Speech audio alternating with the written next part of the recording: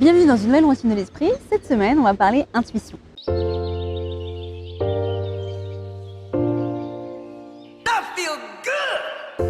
C'est la première vidéo de l'année, alors j'en profite pour vous souhaiter une très belle année. Je vous souhaite de cultiver votre esprit et de vous enrichir au quotidien.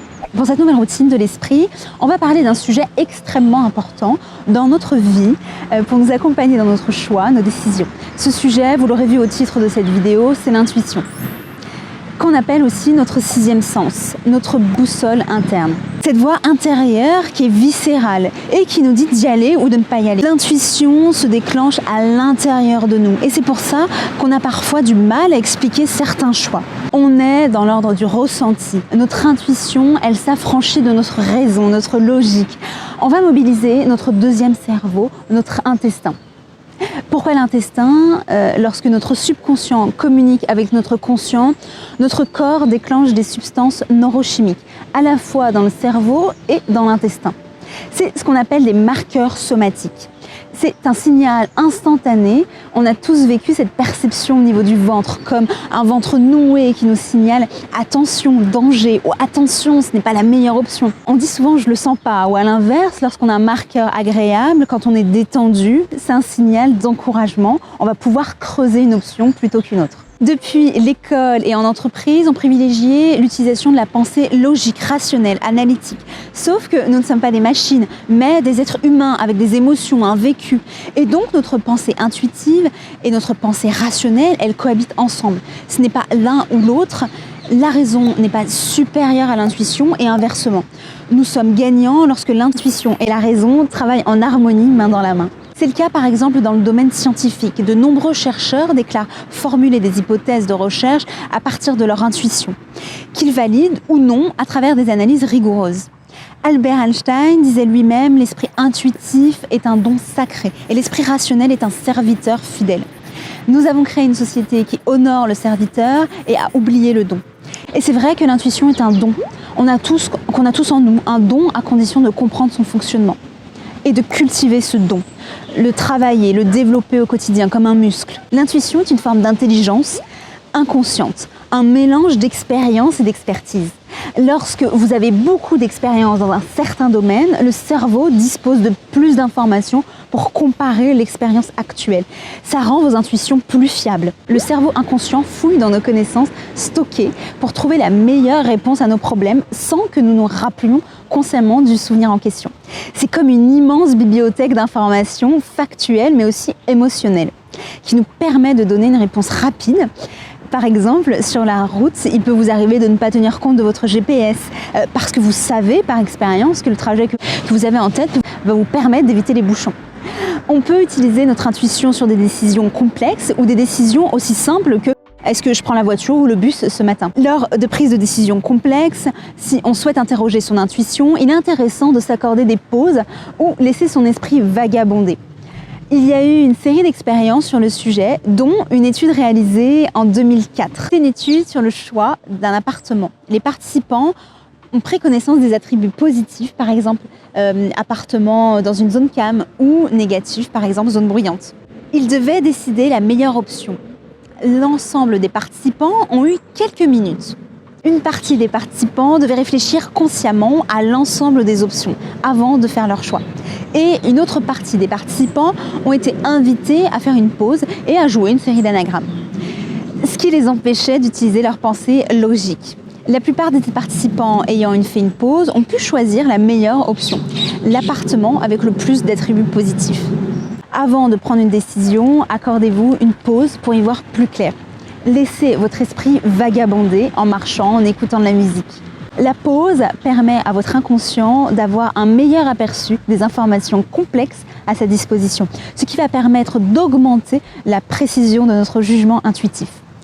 La pause permet aussi de cultiver le calme, puisque le brouhaha, les sursollicitations parasitent notre esprit et l'empêchent de vagabonder. Comme pour l'étude concernant l'appartement, pensez à vous accorder des pauses avant une décision complexe.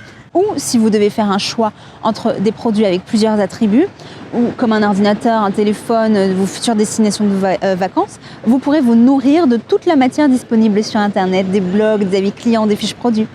Prendre une pause Interrogez votre intuition et confirmez ou non votre intuition en comparant les attributs positifs et négatifs.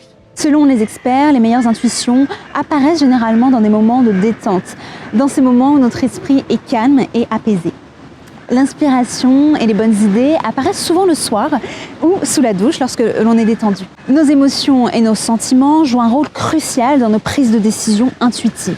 Selon une étude de 2020 publiée dans le journal Emotion, les personnes ayant un faible niveau d'intelligence émotionnelle sont plus susceptibles de mal interpréter les signaux que leur corps leur envoie. Pour en savoir plus sur l'intelligence émotionnelle, je vous renvoie vers la routine dédiée.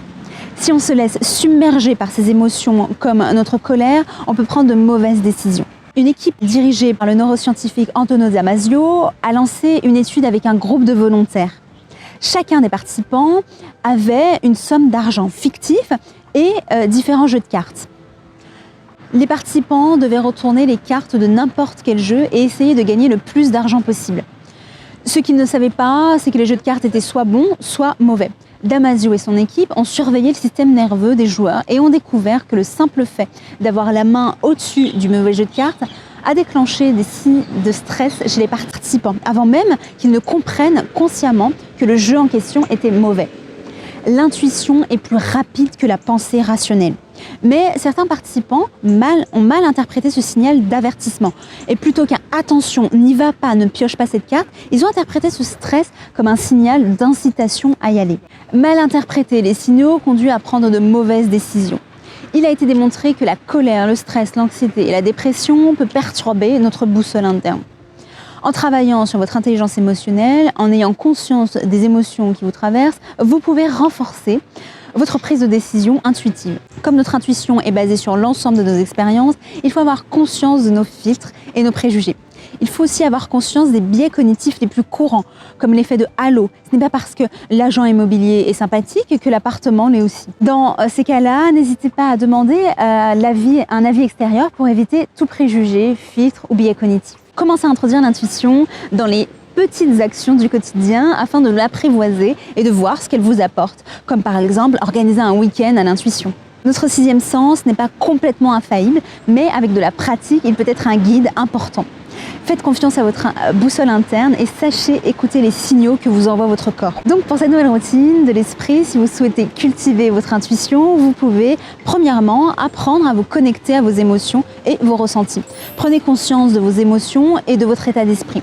Vous pouvez tenir un journal, vous pouvez appliquer la routine dédiée aux émotions pour développer votre intelligence émotionnelle.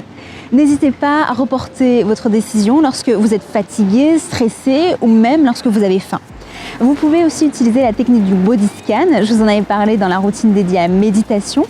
Cette technique vous permet de rester à l'écoute des ressentis de votre corps. Deuxièmement, accordez-vous du repos au quotidien. Pour mieux vous connecter à votre intuition, pensez à déconnecter. Pratiquez du sport, danser, rêvasser, écouter de la musique, marcher, bricoler, utilisez la respiration, la méditation, libérez votre cerveau et lâchez prise. Accordez-vous du calme, des activités apaisantes, loin du bruit et des écrans. Et enfin, nourrissez votre cerveau, lisez tout ce que vous pouvez, regardez des documentaires, suivez des formations, voyagez, parcourez des expositions, rencontrez des personnes d'autres horizons, développez votre créativité. Votre cerveau stockera toutes ces connaissances au plus profond de votre subconscient et cela va vous permettre d'ouvrir le champ des possibles. Je vous remercie d'avoir regardé cette nouvelle vidéo. On se retrouve très prochainement pour une nouvelle routine. D'ici là, je vous souhaite une très bonne journée. À bientôt.